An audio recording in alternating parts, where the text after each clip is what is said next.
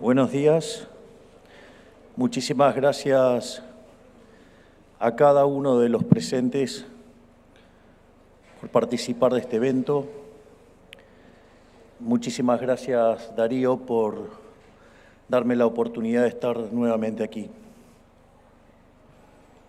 Básicamente, en el día de hoy voy a estar hablando de lo que popularmente se discute como dolarización, pese a que hace 7 años que hablo de competencia de monedas.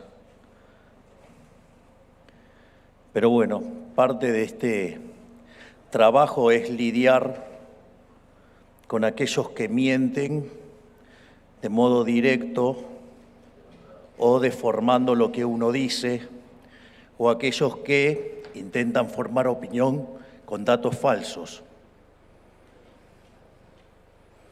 En ese sentido, voy a hablar sobre lo que llaman dolarización, que en el fondo no es ni más ni menos que a la postre eliminar el Banco Central. En ese sentido, la pregunta es, o cómo se hace la formulación de la pregunta. Por ejemplo, decir que muchos países tienen Banco Central y usar eso como un argumento, yo creo que hasta a un chico de 13 años le debería dar vergüenza. Se llama falacia ad populum. Que los hagan los demás no quiere decir que esté bien. En ese sentido, porque si ese fuera el argumento, en el año 1813, esos mismos hubieran entonces votado en favor de la esclavitud. Y me parece que, independientemente de lo que hacían otros países, la esclavitud está mal. Es decir, yo para ordenar el debate y para desenmascarar a los farsantes mentirosos y que no tienen buenos elementos para fundamentar, que no hacen ni más ni menos que ser cómplice de políticos ladrones. Por lo tanto, la presentación que yo voy a dar tiene 4 fundamentos.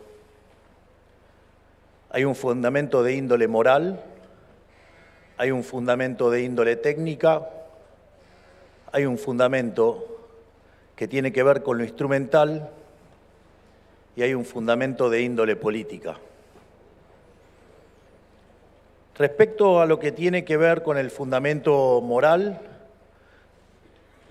la pregunta que yo me haría primero es, ¿quién de ustedes, de los que están aquí, opinan que robar está bien?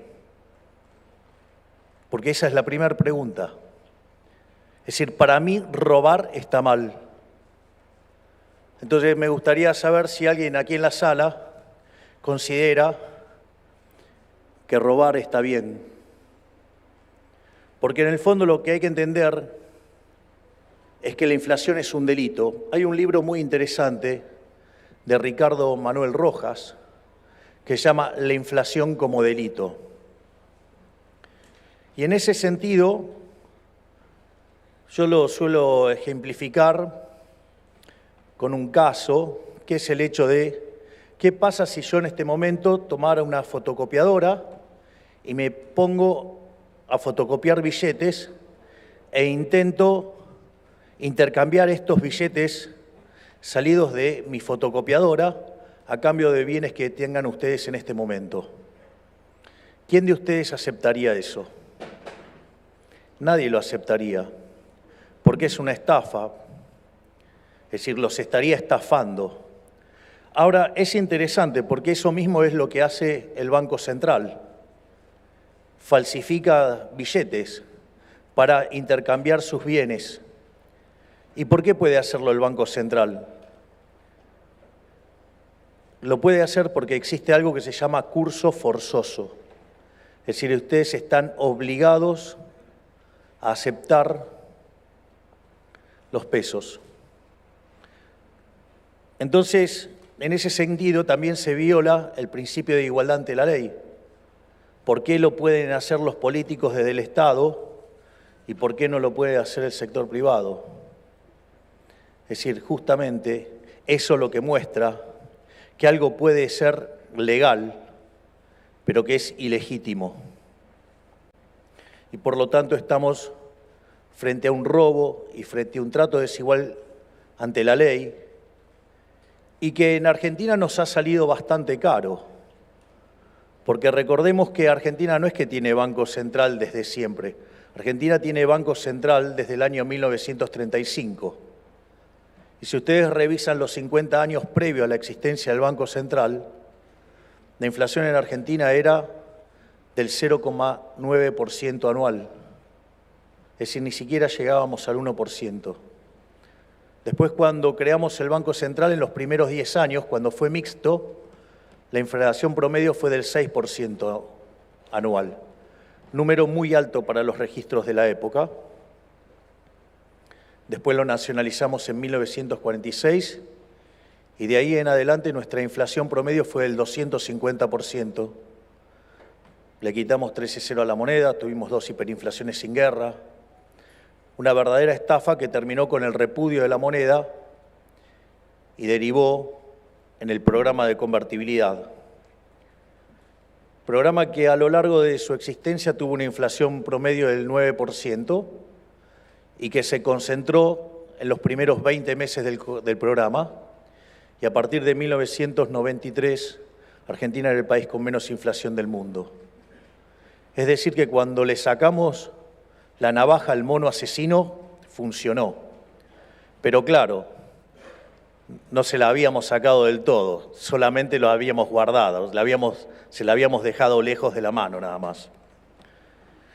Y cuando los políticos ladrones se quedaron sin financiamiento, volvieron a recurrir a la máquina. ¿Pero qué dijeron? Lo que dicen siempre, que esta vez será diferente. Siempre dicen lo mismo.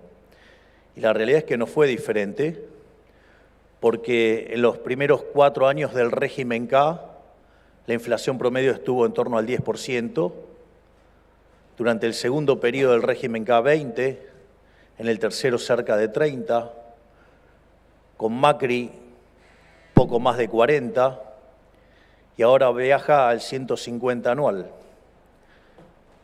Nunca es diferente. Nunca es diferente. En especial porque el Estado es una organización criminal cuya característica es que tiene el monopolio de la fuerza. En ese sentido, el primer argumento en contra del Banco Central no solo es entonces de índole empírica, sino que además, sobre todas las cosas, es moral, porque robar está mal. Obviamente que los políticos siempre tienen un conjunto de delincuentes que, disfrazados de científicos o de gente de conocimiento, mienten en favor de esas atrocidades que ellos proponen. Y eso incluye varios rubros. Y obviamente los economistas no están exentos de eso.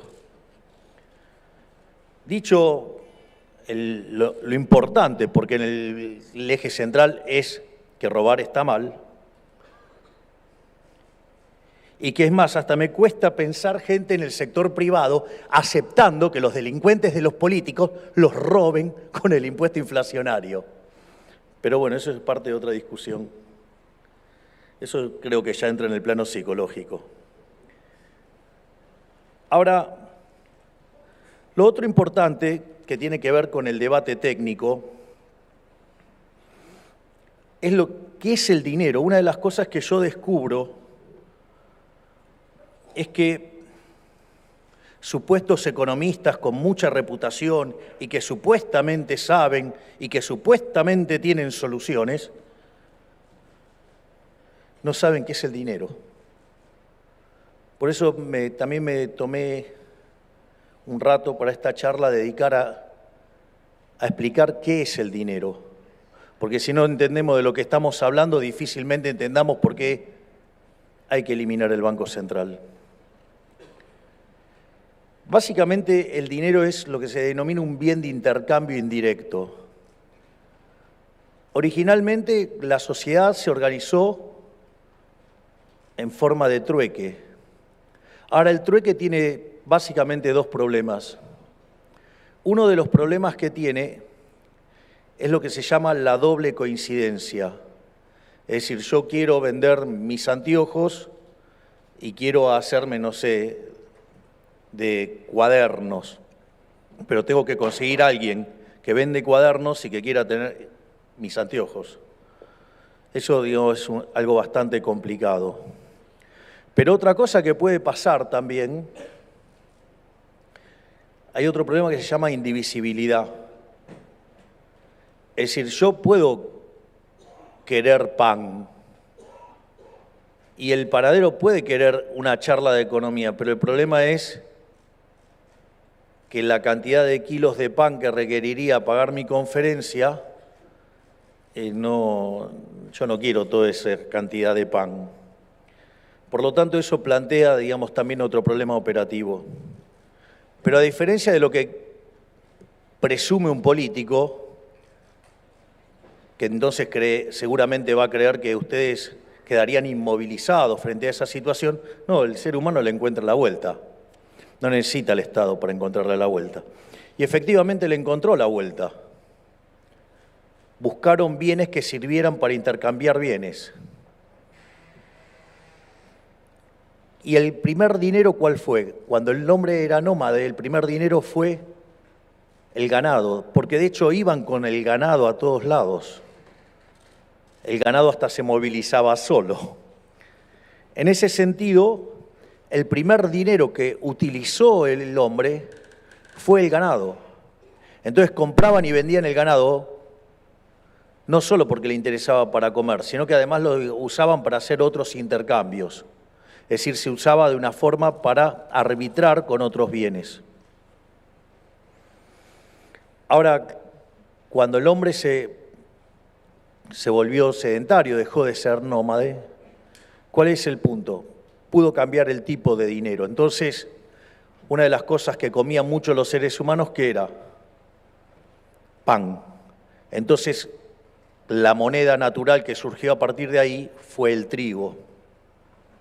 Y así aparecieron otros tipos de monedas, la sal, el café, el tabaco. Piensen en las películas de cárceles, como por ejemplo los cigarrillos ofician de dinero. Es decir, como verán, todos mecanismos de hacerse de dinero sin que esté el Estado en el medio. Ahora, ¿cuál es el problema con esas características o ese tipo de dineros? Que no cumplían la función de ser reserva de valor.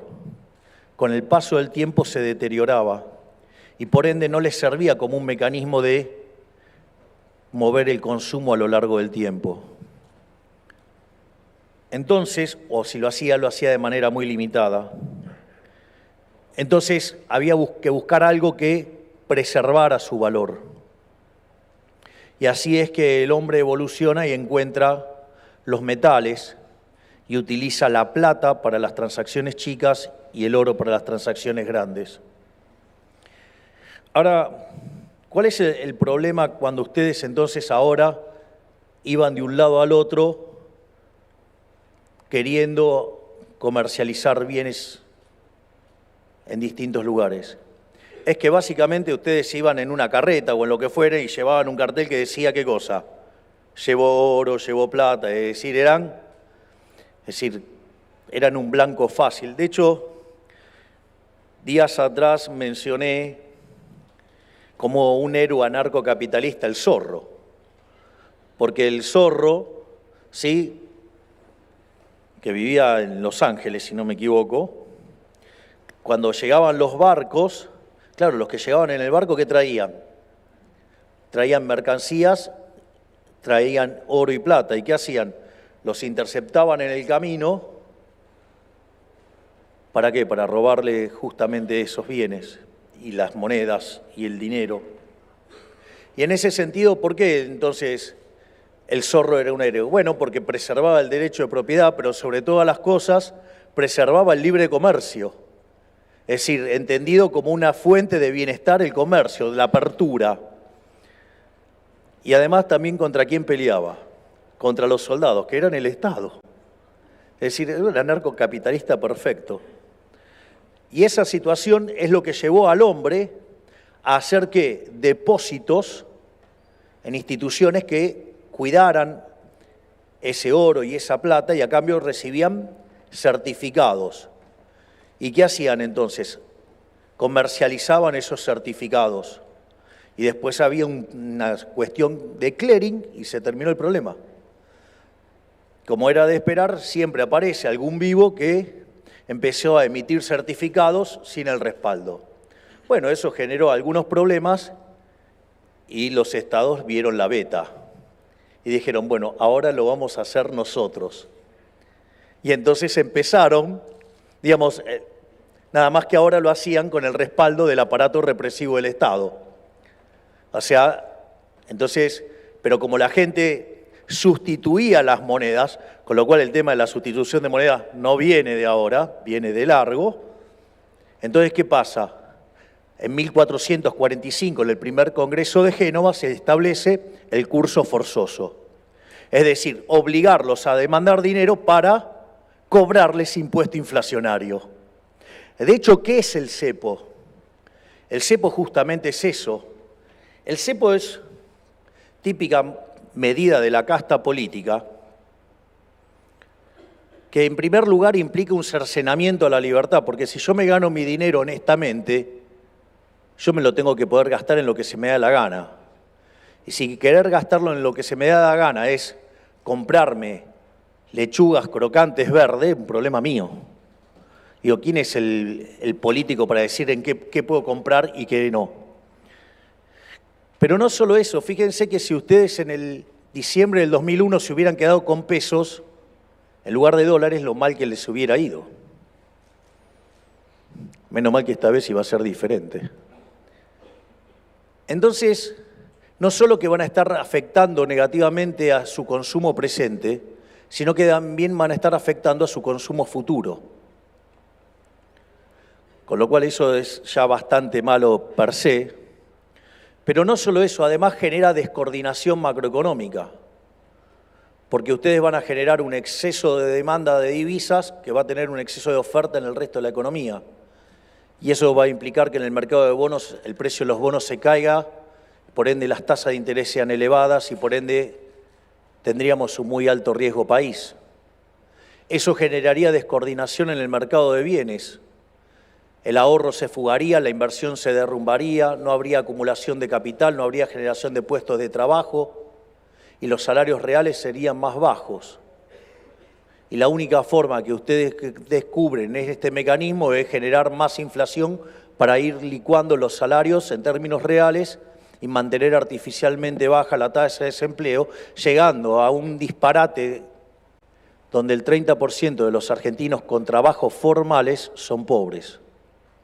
Y eso lo que genera es mayor presión por el lado fiscal para hacer políticas sociales y con lo cual se aumenta el déficit fiscal y como no hay forma de financiarlo, se emite más dinero y se aumenta más la oferta monetaria y se profundiza el desequilibrio en el mercado de cambios.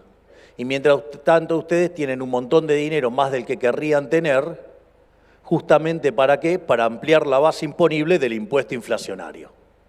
Es decir, otra medida inmoral, otro robo.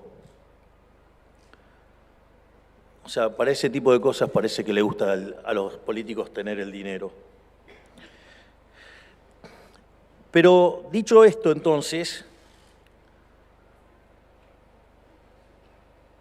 si nosotros ahora entendemos qué es el dinero, que el dinero es un bien de intercambio indirecto, y que ese bien de intercambio indirecto es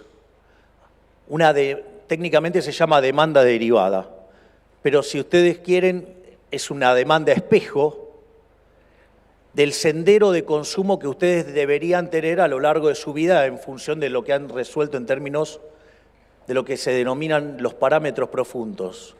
Es decir, Robert Lucas Jr., que en paz descanse, decía parámetros profundos, que son las preferencias, la tecnología y las dotaciones.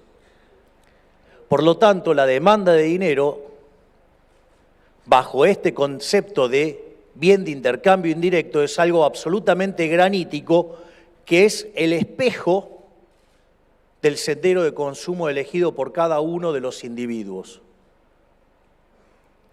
Por lo tanto, nada tiene que poder hacer un político. No tiene ningún sentido la existencia de un banco central, porque la cantidad de dinero dentro de la economía la va a determinar los individuos. Y si ustedes no creen así, la pregunta es, entonces, ¿ustedes me pueden decir que un político sabe la preferencia de cada uno de ustedes y de cada uno de los que van a llegar a este mundo sobre la situación de los bienes presentes y futuros? ¿Ustedes creen que un político va a poder determinar cuál es la productividad marginal del capital en una economía con una estructura de capital heterogénea, que además va a poder inferir cómo va a ser todo el progreso tecnológico en cada una de las áreas, en cada una de las cosas? Es decir, ellos saben qué cosas se van a inventar, va a conocer esas tasas de depreciación. Es decir, que ustedes para saber eso deberían ser omniscientes, omnipresentes y omnipotentes. Es decir, esos malditos herejes se creen que son Dios. Y les voy a decir algo, los políticos no son Dios, ni siquiera llegan a seres humanos normales.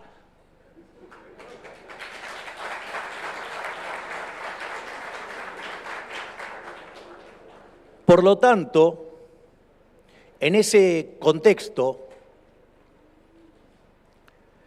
como no se puede determinar eso, de hecho, el eje central de Hayek, la fatal arrogancia, es que crean que pueden determinar eso.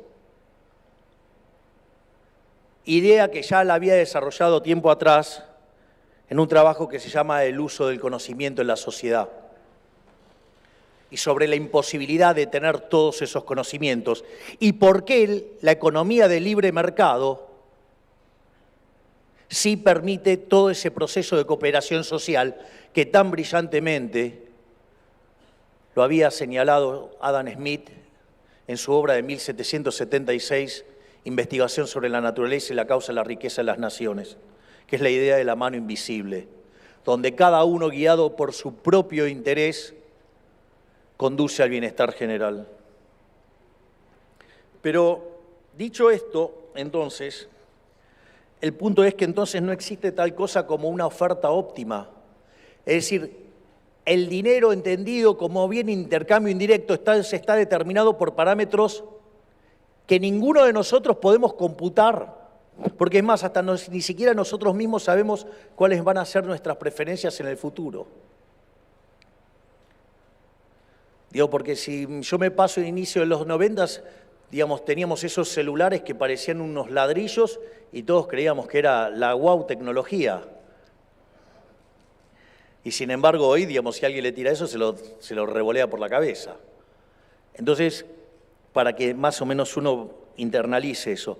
Y eso quiere decir que entonces, dada la demanda real de dinero, lo único que puede hacer el Banco Central es determinar la escala nominal de la economía, porque quiere decir que los saldos reales están determinados y cuando determine la cantidad de dinero el Banco Central va a salir entonces como consecuencia de ellos el nivel de precios. Y lo único entonces que va a poder hacer es determinar el nivel de precio, al margen que lo único que puede hacer el Banco Central además es hacer daño. Y voy a explicar por qué. Porque si expande, por ejemplo, porque, como dijo el ministro Massa, que él quiere tener el control de la tasa de interés. Es decir, primero tendría que tener el conocimiento de todas las cosas que dijimos antes, con lo cual es bastante aberrante creer que puede determinar eso. Pero ahora veamos el daño que va a causar cuando quiere manejar la tasa de interés. Bueno, quiere decir que entonces la tasa de interés que hay no le gusta. Entonces debe considerar que tiene que ser más baja, como todos los políticos. Eso quiere decir que entonces Lo primero que hay que entender, además, que la tasa de interés existe porque existe el tiempo. Ustedes pueden tener tasa de interés independientemente de que haya dinero, independientemente de que haya un banco central, porque tiene que ver con pasar el consumo del presente al futuro y viceversa, y lo mismo en la producción. El primer caso se llama ahorro, el segundo se llama inversión. La coordinación entre ahorro e inversión es lo que determina la tasa de interés. Entonces, cuando el Banco Central quiere poner la tasa de interés debajo del nivel de equilibrio, el cual no hay forma de saberlo tampoco, ¿eso qué es lo que genera? Genera que además ustedes sobreestimulen la inversión, pero sin dejar de consumir, por ende sin el ahorro que lo mapee, que lo financie. Es decir, ustedes lo financian artificialmente y eso hace que por cómo ustedes están manipulando los precios en el fondo, ustedes tengan la economía operando por encima de sus posibilidades. ¿Y eso puede terminar bien? No. Entonces ese ciclo de expansión va a tener como contraparte ¿qué? Va a tener como contraparte la depresión, la caída, la recesión. Es decir, que lo único que pueden hacer, entonces cuando expanden es generar ciclos de expansión y contracción, es decir, generar las bases de una nueva crisis. Debe ser que entonces al ministro Massa le encanta generar crisis. Argentina desde el inicio del siglo XX hasta hoy tuvo 22 crisis, 20 tienen origen fiscal. Deben querer para eso entonces la política monetaria, para usarla como apéndice de la política fiscal. O puesto en otros términos, Argentina de los últimos 122 años tuvo déficit fiscal en 112. En el fondo, no es ni más ni menos, quieren retener la política monetaria como un instrumento de dominación fiscal sobre la gente de bienes, es decir, sobre ustedes, sobre los que laburan. Dicho esto, por lo tanto, ahora también tenemos claro que entonces cuando el Banco Central expande hace daño, pero cuando contrae también hace daño, porque induce a una recesión de manera innecesaria y destruye capital de manera innecesaria. Y entonces después va a tener que la economía recomponer ese capital destruido. Y en la transición se pierden puestos de trabajo y la gente sufre. Por lo tanto, tampoco sirve para hacer eso.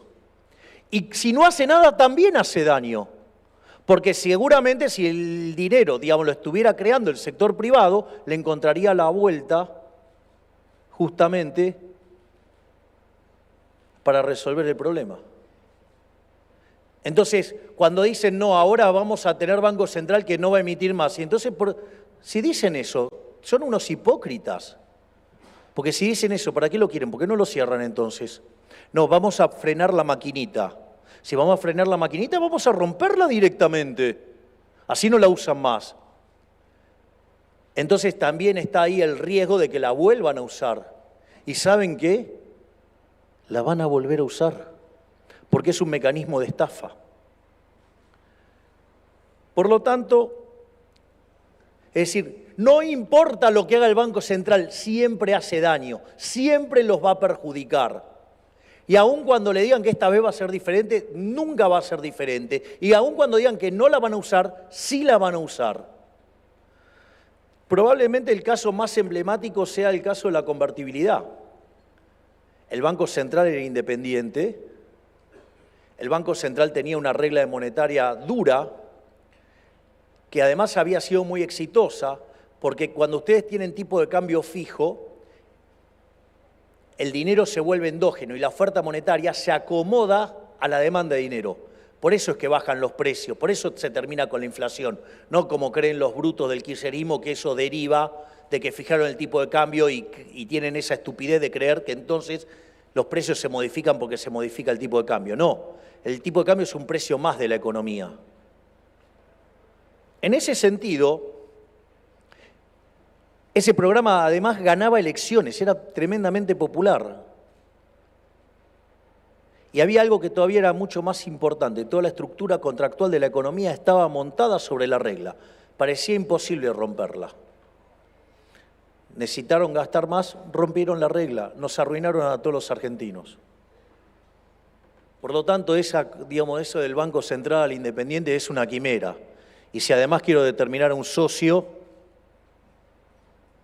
ustedes sabrán entender. Y que me vengan a hablar también de que quieren un Banco Central Independiente, lo que se llevaron puesto a un Banco Central en el 28 de diciembre del 2017. Todos tienen las manos sucias. Algunos con excremento y otros con sangre, y excremento. Los que quieren entender, entienden. Dicho esto,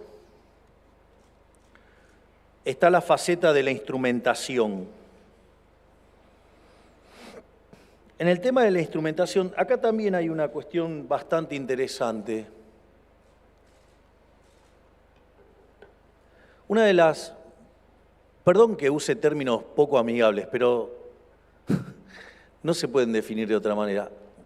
Una de las estupideces más grandes que escuché es que dolarizar conduce a una hiperinflación. Miren que he escuchado un montón de estupideces, pero esa casi como que no estaba dentro del plano de las imaginables. Entonces, yo hago una pregunta. ¿Qué es las LELIQs y la base monetaria para el Banco Central? Son un pasivo. Y si ustedes, no sé, piensen en términos de mercado de deuda, si ustedes van a rescatar ¿la deuda vale más o vale menos? La deuda vale más. Si la deuda vale más, quiere decir que esos saldos reales valen más. Eso quiere decir que justamente el nivel de precios asociado a ese rescate es más bajo. Es decir, es todo lo opuesto a una hiperinflación. Y acá tenemos Bruto diciendo, no, eso es una hiperinflación. Una cosa verdaderamente... Justamente nosotros proponemos esto para evitar la hiperinflación. Y nada de... O sea, obviamente que con el siga terminamos mal, ¿no? Pero digo, con la dolarización cobarde, ahí sí acertó una. Que yo prefiero llamar dolarización sangrienta, también terminamos mal. Porque si vamos a tener libre competencia de monedas, entonces no hay cepo. Tampoco debería haber un mercado dual, porque estaríamos violentando la ley del precio único. Y además debería eliminar el curso forzoso, porque entonces, si no, no los estoy haciendo competir lealmente. O es como que le pongan a uno lo hacen correr una carrera y le ponen una mochila de 50 kilos. ¿Qué creen que va a pasar con eso? Va a haber un cambio de portafolio y lo que va a hacer es caer la demanda de dinero y eso va a derivar en una hiperinflación. Y claramente vamos a terminar dolarizados, pero vamos a terminar dolarizados mandando al 80% de los argentinos a la pobreza. Y esos impresentables me vienen a correr a mí con la inflación y con la hiperinflación y que no se puede hacer. Yo no tengo la culpa que sean tan brutos que no saben de equilibrio general, que no saben de equilibrio general de stocks, que no saben de moneda, que no saben qué es el dinero y que además tampoco saben evaluar un activo financiero. Porque el caso del Banco Central es justamente evaluar el caso de una reestructuración, con lo cual tampoco saben de opciones reales. Es decir, están bastante flojitos de conocimiento y se ponen a opinar de cosas que directamente no entienden. Me olvidaba, en el medio, digamos, el análisis de por qué no es posible la hiperinflación en la dolarización implica también saber de matemáticas, que es una condición de transversalidad, que parece que tampoco lo saben. Dicho sea esto, de paso, entonces nos enfrentamos ahora entonces a mirar el balance del Banco Central. Y en ese contexto lo que tenemos es que del lado del pasivo tenemos la base monetaria y las LELIQs. Si ustedes miran ese pasivo a lo largo de los últimos 2 años, ustedes van a ver que fluctúa en el rango de los 30.000 a 40.000 millones de dólares. Es decir, cuando que se empieza a pasar de los 40.000 millones de dólares, ustedes se encuentran con que termina saltando el tipo de cambio. Y cuando está por más cerca de los 30.000, digamos, tiene el gobierno aire para darle un poco de rosca a la política monetaria. En ese sentido, hoy, digamos, el balance está en torno a los 35.000 millones de dólares. Pero nosotros solemos hacer la cuenta como si fuera el peor de los casos, que es 40.000 millones de dólares, donde tendríamos 10.000 millones de dólares de base monetaria y 30.000 del ELIX. Y lo que uno tiene que conseguir es rescatar 40.000 millones de dólares. Y cuando rescatamos los 40.000 millones de dólares, terminamos con el problema de la inflación en la Argentina. Entonces la pregunta es, ¿cómo nos hacemos de los 40.000 millones de dólares? Y ahí concretamente nosotros tenemos 5 alternativas. Es decir, este miércoles que pasó, digamos, me hice de una alternativa nueva. Pero lo esencial es entender cómo funciona el mecanismo. Si ustedes se fijan, otro error grosero que cometen los economistas es trabajar con el concepto de reservas internacionales netas. El concepto de reservas internacionales netas aparece porque originalmente lo que fijaba el fondo en los programas era la política monetaria, que hacían con los agregados monetarios, y la política fiscal. Y ustedes, digamos, los gobiernos se le escapaban ¿por qué lado? Por el lado del sector externo. O sea, ustedes, por ejemplo, podrían tener tipo de cambio fijo, estar financiando el déficit fiscal con emisión monetaria y quizás después los agregados monetarios no le crecían. ¿Por qué? Porque estaban perdiendo las reservas por el lado del Banco Central. Entonces, ¿qué es lo que incorpora, digamos, en los análisis el fondo? Y metas también en reservas internacionales netas para ver si la política monetaria y fiscal no se le está escapando por otro lado.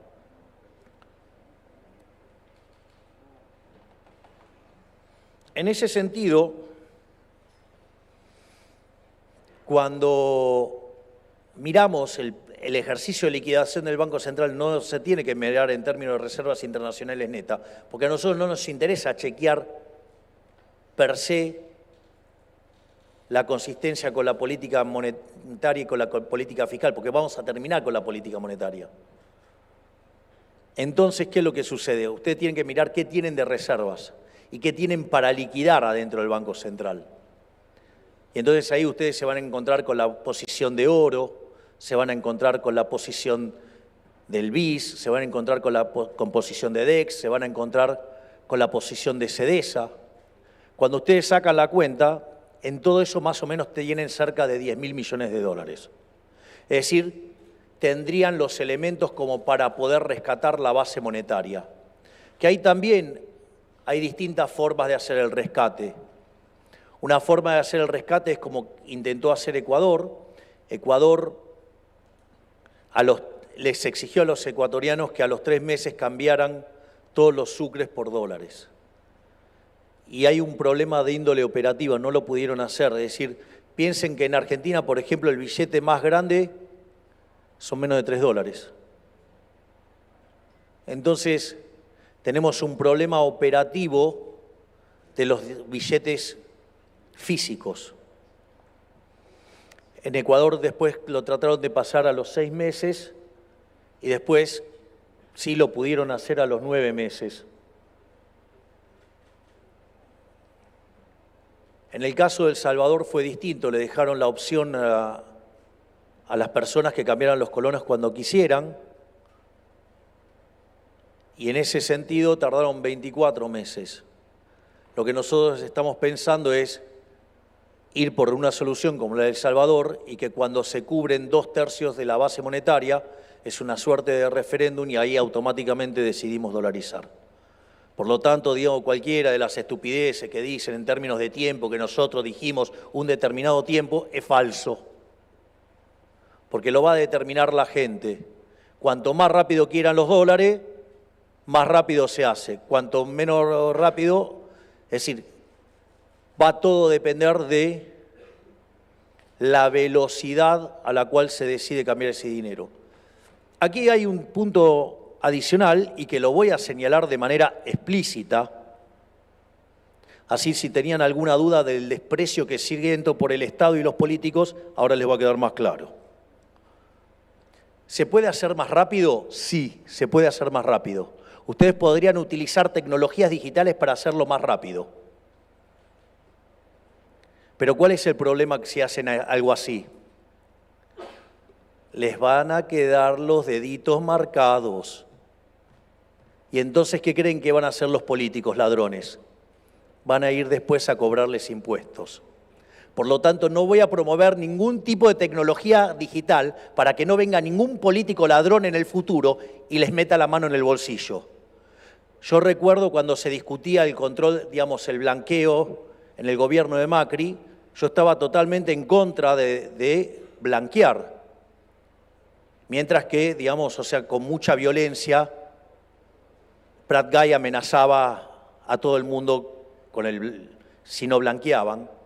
Y recuerdo que Cavallo en ese momento decía, no, yo coincido mucho con Milei, pero en esto no, porque ahora hay que blanquear. Y yo decía, bueno, yo le puedo llegar a creer a Macri, pero si Macri después no gana, van a venir los otros y me van a romper la cabeza.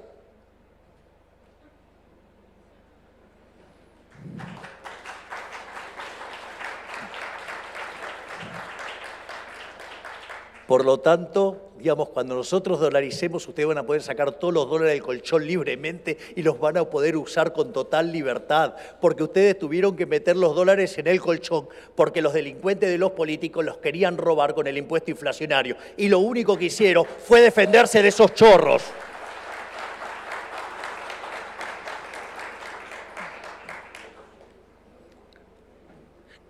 Dicho esto, ahora tenemos el problema de las LELIQs. Son 30.000 millones de dólares. ¿Y qué nos queda ahora dentro del activo del Banco Central? Básicamente lo que tenemos son títulos públicos por el equivalente de 120.000 millones de dólares. Eso quiere decir que si los títulos cotizaran a 25%, tendríamos los dólares para rescatar las LELIQs.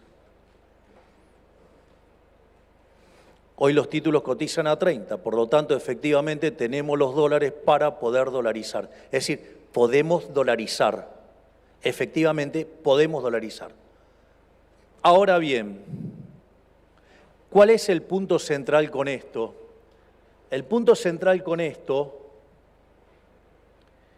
es que la ganancia de capital que se va a generar es enorme. Porque si yo entro a 25 y me voy a 100, voy a tener un número importante. Voy a multiplicar por 4. Si multiplico por 4 me dice una ganancia del 300%. Eso lo que está diciendo es que estamos dejando mucha plata en la mesa. Entonces, por ejemplo, hay opciones como la que desarrolla Emilio Campo, que permite un upside, supongamos de 25 a 50, pero de 50 a 100 vuelve a quedar en manos del Estado. Porque si entonces esos 120.000 millones quedan al 50, puedo rescatar deuda, puedo matar deuda por 60.000 millones de dólares. Por lo tanto, ahora la deuda no va a ser 400.000 millones de dólares, sino que va a ser 340.000. Es decir, con lo cual la operación, en ese caso, permite además bajar la deuda. Porque dicho sea de paso, el acreedor más importante de la Argentina es el propio Banco Central. No es la única forma de hacerla. Yo acabo de darle dos formas de hacerlas. Hay más formas de hacerlas. Yo, por ejemplo, podría decir, bueno, ¿cuánto es? Yo podría tomar un título en dólares, podría canjearlo por esas LELIQs, y por el otro lado, con los 120.000 millones, yo daría cobertura para tener un seguro. Y si se inicia la corrida, automáticamente yo respondo con ese seguro. Es más, ese seguro además se podría armar con organismos multilaterales. Por lo tanto, tampoco sería un problema hacerlo. Es decir, hay un montón de formas de hacerlo. Yo no tengo la culpa que sean los economistas de Juntos por el Cambio tan rudimentarios que no sepan hacer las cuentas. Yo no tengo la culpa que sean tan ignorantes en términos financieros. Y obviamente que tienen además sus socios en los periodistas ensobrados, sí, en el C5N amarillo, diciendo cualquier tipo de disparate. Por si no se entendió, La Nación Más. Y La Nación. Digo, claros medios que operan directamente para una fuerza política. Por lo tanto, digamos, hay distintas formas de hacerlo. Es decir, pero lo más importante es tener la voluntad de hacerlo. Ahora, ¿cuáles serían las consecuencias de esto? Mire, cuando ustedes van y hablan con cualquier inversor internacional, lo primero que le van a decir es que el problema más grande, el riesgo más grande en Argentina, ¿cuál es? El riesgo moneda. Es decir, el día que ustedes eliminaron el Banco Central, el riesgo moneda se terminó. Se terminó el control de capitales. Y vamos a dejar organizada la economía para que sea una economía libre, para que no se pueda meter el Estado en el medio. Así como estoy pensando en dejar los mecanismos armados para que ustedes puedan sacar todo su dinero de cualquier lado sin que los puedan controlar, eso les va a permitir entrar y salir con su dinero todas las veces que quieran. Se acabó de que los políticos tengan que estar mirando qué hacen ustedes con su dinero bien habido. Porque si en el fondo el problema son ellos, que son los chorros, no la gente honesta. Pero claro, acá está todo invertido. Por eso son tan zafaronianos. Porque ¿cuál es el problema del zafaronismo? Invierte el lugar, ¿no? Es decir, las víctimas pasan a ser los victimarios y viceversa. Es como, digamos, los honestos ahora son los delincuentes. Y los delincuentes, o sea, los políticos, los honestos. No. Los delincuentes son delincuentes, los chorros son chorros, los políticos son chorros, son unos delincuentes. Y en ese sentido,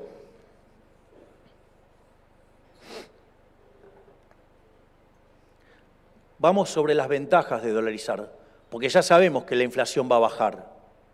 También hay otros economistas mentirosos que dicen que, por ejemplo, el caso de Ecuador fue un fracaso. Interesante, porque multiplicaron sus salarios en dólares por 10.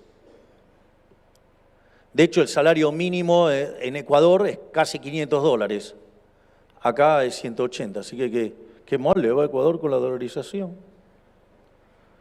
Digo, para que sepan cómo les mienten los economistas. Pero digo, son gente que operan para políticos, tienen que comprender eso.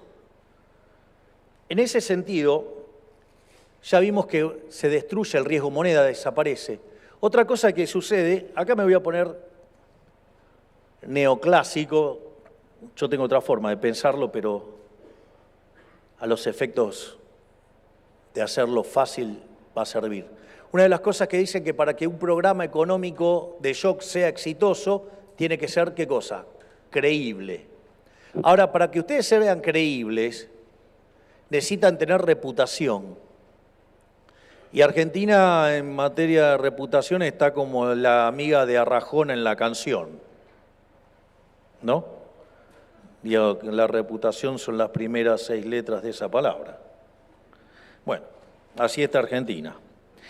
En ese sentido, lo bueno de la dolarización es que como es irreversible, inexorablemente se hace creíble y por ende tiene las condiciones para que ese programa sea exitoso.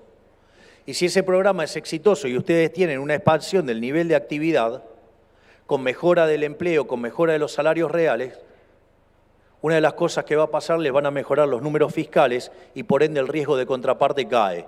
Y si les cae el riesgo de contraparte, les cae el riesgo de moneda, también les cae ¿qué? El riesgo de tasa de interés. Por lo tanto, el programa va a ser recontra expansivo porque va a pulverizar el riesgo país.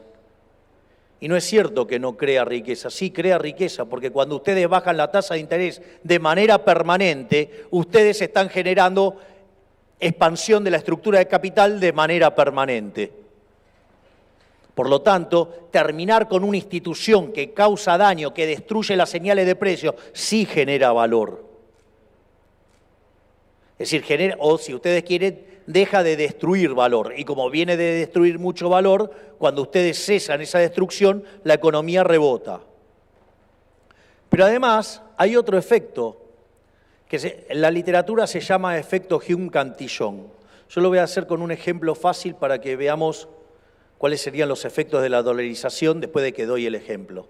Supongamos lo siguiente, a mí me cae la demanda de dinero. Cuando me cae la demanda de dinero, me sube el precio del dólar. Cuando me sube el precio del dólar, en realidad tienen que subir todos los precios. Lo que pasa es que como el dólar es un activo financiero, sube primero. Después, ¿qué van a subir? El precio de los transables. Después va a subir el precio de los mayoristas. Después va a subir el precio de los minoristas y después van a subir los salarios. Es decir, que en toda esa carrera de los precios, los salarios vienen atrás. Por eso los salarios en Argentina son miserables. Y si ustedes mantienen la política de la inflación para mantener la tasa de desempleo baja, vivimos con salarios miserables y por eso tenemos 30% de los empleados formales pobres.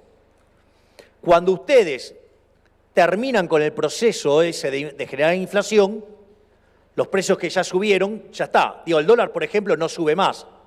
Porque también esas estupideces que dicen sobre cualquier tipo de cambio y las cuentas que hacen. No, muchachos, digamos, yo soy liberal, yo creo en el sistema de precios, entonces ¿se va a hacer qué? Al precio de mercado. ¿Cuánto está hoy el contado con liqui? ¿7.30? Hoy sería a 7.30. Que no se dejen engañar por estos delincuentes o a esos delincuentes que toman un tipo de cambio que se les ocurrió después de 5 botellas de vodka, ¿sí? Y toman ese tipo de cambio delirante y dividen los salarios como si fuera una cuenta de equilibrio parcial. Por favor, un poquito más de seriedad. Hay 47 millones de personas involucradas en esto. Entonces, cuando ustedes hacen la estabilización, hay precios que ya no van a subir. No van a subir más el dólar, no va a subir más los transables, le va a quedar un poquito a los mayoristas, un poco más a los minoristas y mucho más ¿a quiénes? A los salarios. Por lo tanto, los salarios en términos de dólares van a subir un montón.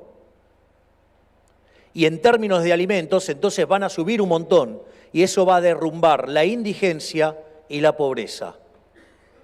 Yo les puedo asegurar que si nosotros logramos dolarizar antes de la elección de mediano término, prepárense porque vamos a tener unas mayorías con la elección de mediano término que vamos a poner a la Argentina al tope de la libertad económica y no tengan dudas que en 35 años vamos a ser una potencia mundial.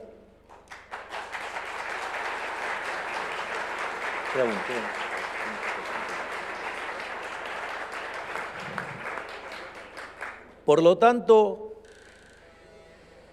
siendo tan evidente la cuestión en el plano moral, que todos estamos de acuerdo que robar está mal, siendo tan evidente la cuestión técnica, al menos para los formados, y siendo tan evidente la cuestión instrumental, la pregunta es, ¿por qué no lo hacen?